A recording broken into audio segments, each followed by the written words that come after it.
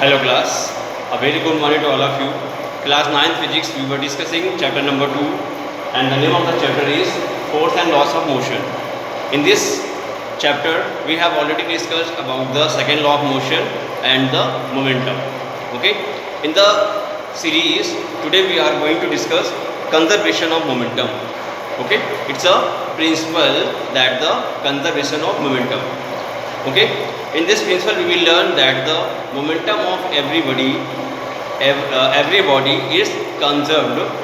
Okay, if any external force is not applied on the body. Okay, so we are going to write conservation of momentum. Conservation of momentum.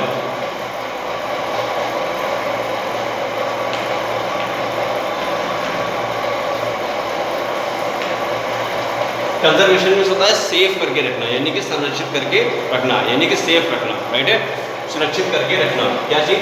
Momentum. तो क्या होता है according to this law,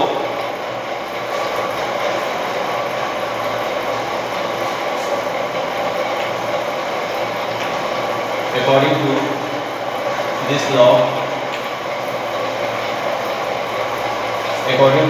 this law, when two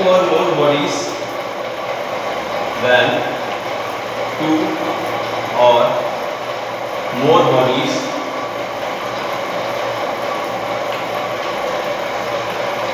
interact each other,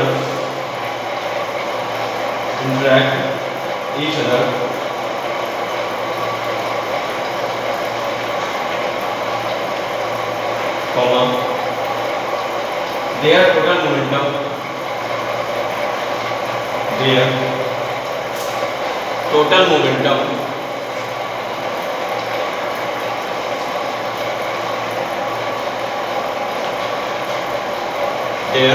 total momentum remains constant,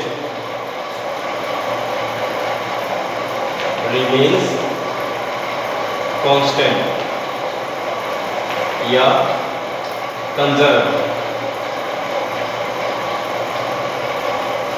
remains conserved, provided no external force are acting on them. Provided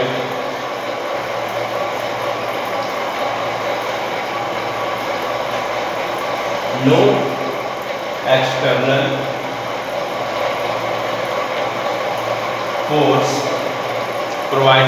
external force is applied on them. Okay, what is the meaning of this principle? देखिए, according to this principle, when two or more bodies interact each other, जब दो या दो से अधिक bodies interact यानी कि आपस में भिड़ती हैं एक दूसरे से या एक दूसरे के कांटेक्ट में आती हुई है, तो their total momentum remains constant. उनका जो टोटल मोमेंटम होता है, यानी कि उनके इंटरेक्ट आने से पहले का मोमेंटम और उनके आपस में जो एक दूसरे से संबंध बनता है, टकराती हैं, उनके बाद में जो मोमेंटम होता है वो दोनों क्या होता है? कांस्टेंट होता है, यानी कि सेम होता है।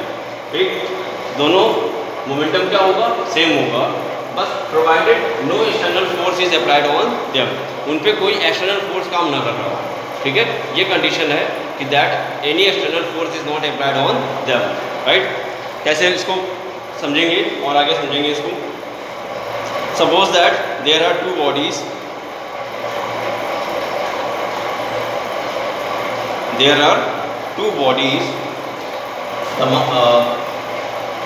फर्स्ट वन मास m1 और velocity u1 and second one is m2 और इसका u2। ओके, ये है आपका बिफोर कोलिजन मतलब होता है टकराना, और आफ्टर कोलिजन जब ये वस्तु में टकरा गई है तो ये जो m1 मास वाला था इसका वेलोसिटी हो जाती है v1, और जो m2 मास वाला था ऑब्जेक्ट इसका हो जाता है v2। ठीक है, तो हमें यहाँ पर कंजर्वेशन ऑफ मोमेंटम प्रूफ करना है। तो यानी कि हमको प्रूफ करना पड़ेगा टकराने से पहले का मोमेंटम और टकराने के बाद का मोमेंटम दोनों सेम करना होगा। ठीक है, यानी कि m1 u1 plus m2 u2। ठीक, ये हमें बराबर प्रूफ करना पड़ेगा m1 v1 plus m2 v2 को। राइट है, ये हमें प्रूफ करना है। देखिएगा, समझिएगा कैसे होगा ये। देखिए, हम लोगों ने Newton third law of motion पढ़ा है। Newton's third law of motion. What is the statement of the third law of motion? Every action has its equal and opposite reaction. Right है, if one body is applied force on another body, then another body also applies the force on the first body but in opposite direction। यानी कि F12 is equal to minus का F21। देखिए, first body second body पर जितना भी force apply करती है, तो सेकंड बॉडी भी फर्स्ट बॉडी को उतना ही फोर्स अप्लाई करती है, लेकिन कैसी? डायरेक्शन निगेटिव होती है। तो ये है आपका थर्ड लॉ ऑफ मोशन। तो यहाँ पे लिखेंगे according to Newton's third law of motion, according to Newton's third law of motion, Newton third law of motion, उसके अकॉर्डिंग हमने बोला कि F12 इक्वल टू माइनस का F21। अब F बराबर क्या होता है? ma होता है। तो m1a1 is equal to minus का m2 और a2। अब a क्या होता है आपका? v minus u upon t, तो ये जाएगा आपका v1 माइनस का u1 upon t is equal to minus का m2, a2 क्या हो जाएगा? v2 माइनस का u2 अपॉन t। इस t से t कैंसिल हो जाएगा, टाइम दोनों का सेम है। ओके, तो आगे लिखेंगे इसमें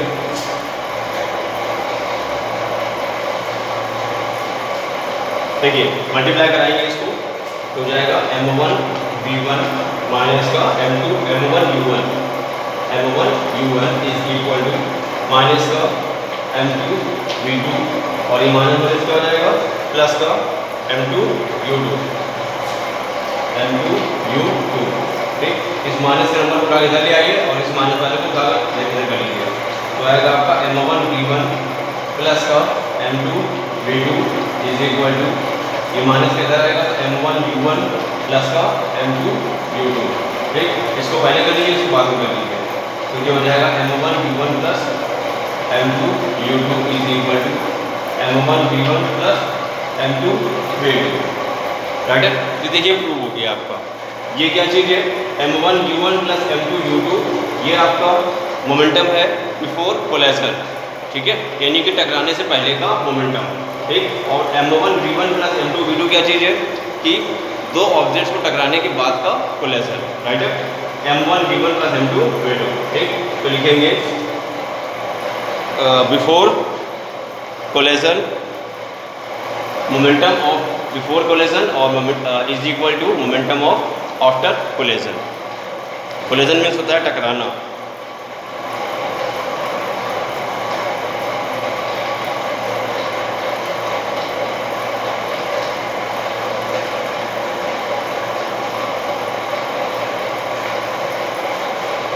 लिखेंगे momentum before collision is equal to momentum after collision।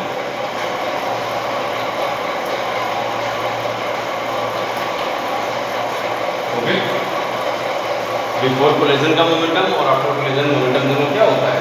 Same होता है। ठीक, तो यहाँ से हमारा ये कंजर्वेशन ऑफ मोमेंटम ये प्रूव हो गया। ठीक है, इसका यूज़ हम लोग न्यूमेरिकल्स को सॉल्व करने में करते हैं।